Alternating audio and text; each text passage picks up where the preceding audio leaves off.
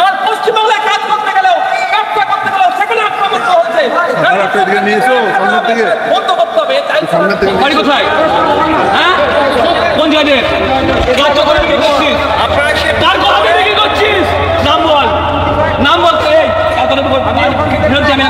ঘর ফেরত পাঠাবো না, তার কথা বিক্রি করছিস? তার কথাতে বিক্রি করছিস গরু?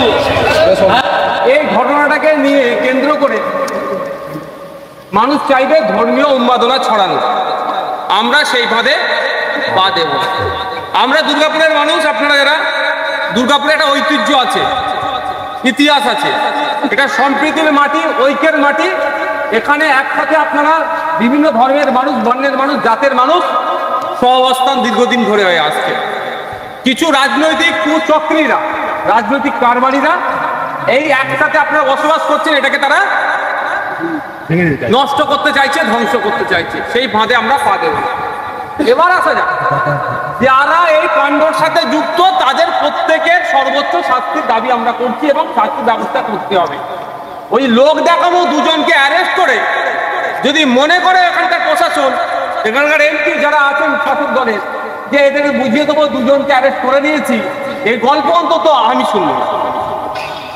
যারা যারা যুক্ত ছিল, ধর্মীয় বিদ্বেষ ছড়ানোর চেষ্টা করেছে, যারা ওখানে বিদ্বেষ ছড়িয়েছে, যাদের কথাতে দুটো জাতের মধ্যে লড়াই যে কোনো টাইম লেগে যেতে পারে, ধর্মীয় স্লোগান বলতে বাধ্য করেছে এবং অকথ্য ভাষায় গালিগালাজ করেছে, যা তুলে তোমরা ভাষায় কথা বলেছে, এখানে কথা বলে শুনলাম যারা আছে এখানে বললো, তাদের বিরুদ্ধে আমরা আমাদের লড়াই আইনত লড়াই। লড়াইটা প্রশাসনকে দিতে হবে। প্রশাসন যদি এর মধ্যে কারো কথা শুনে, শুভেন্দু অধিকারী হতে পারে, মমতা ব্যানার্জির কথা শুনে যদি ওই যে যাদের নামে ডাইরেক্ট নামগুলো শুনেছে, কি কি নাম? পারিজাত গাঙ্গুলি আর দীপক দাস। এফআইআর এ যাদের প্রথম দুজনের নাম আছে, তাদের দুজনের মনে একজন এখনো গ্রেফতার, একজন হয়েছে আর একজন হয়নি। যার এক নম্বরে নাম আছে হয়নি। হয়তো শুভেন্দু অধিকারী মমতা ব্যানার্জির মাধ্যমে ফোন করে বলেছে যে ওটা আমার আদরের ছেলে, ওকে গ্রেফতার করবে না, হয়তো গ্রেফতার করেনি। কিন্তু আমি আপনাদের বলে যাচ্ছি, আমি এক সপ্তাহ টাইম দিচ্ছি, যদি ওই কালপিটটাকে না গ্রেফতার করে, তাহলে এর জবাব আমরা গণতান্ত্রিক প্রক্রিয়াতে দেব।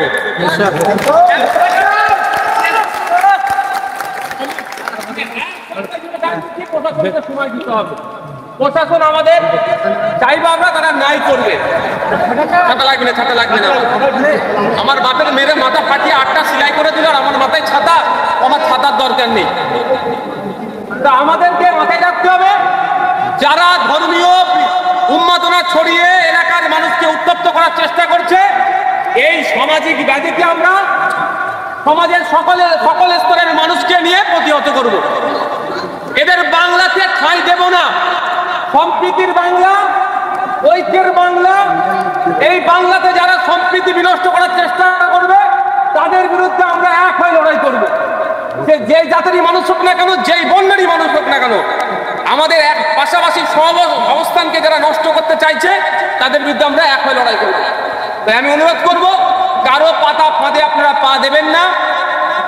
আমরা দেখছি কি কি সেকশন দিয়েছে, আমি আমার উকিলের সাথে কথা বলবো। সেকশন যদি অ্যাড করার দরকার হয়, প্রয়োজনে সেকশন অ্যাড করার জন্য আমি কোর্টে যাব, আপনাদের বলে যাচ্ছি। আপনারা বৃষ্টি হচ্ছে উঠে যান, বৃষ্টি করে কথা বলছি। হ্যাঁ চলো, বাড়ি চলো, ব্যক্তি করে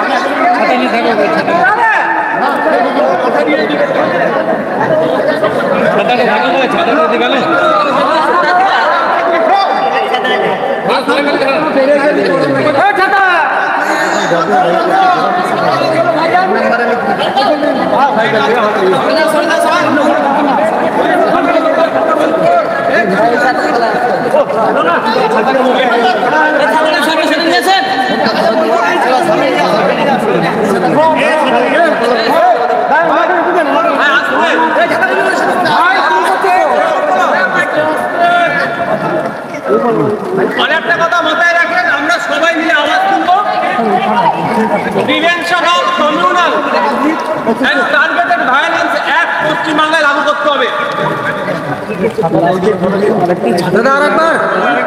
আমরা সবাই আওয়াজ তুলবো, prevention of communal and targeted violence act পশ্চিমবাংলায় বিধানসভায় আনতে হবে।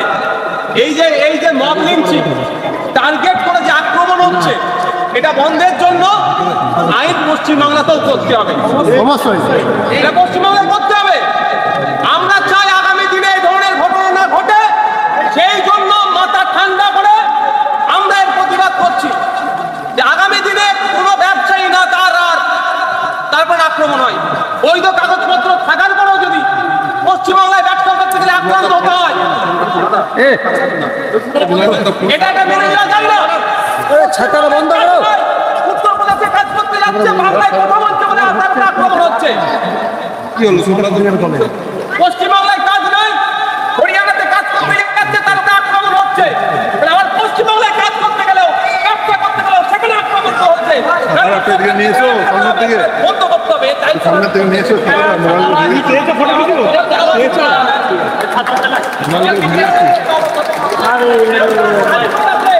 সব কটাকে ধরতে হবে।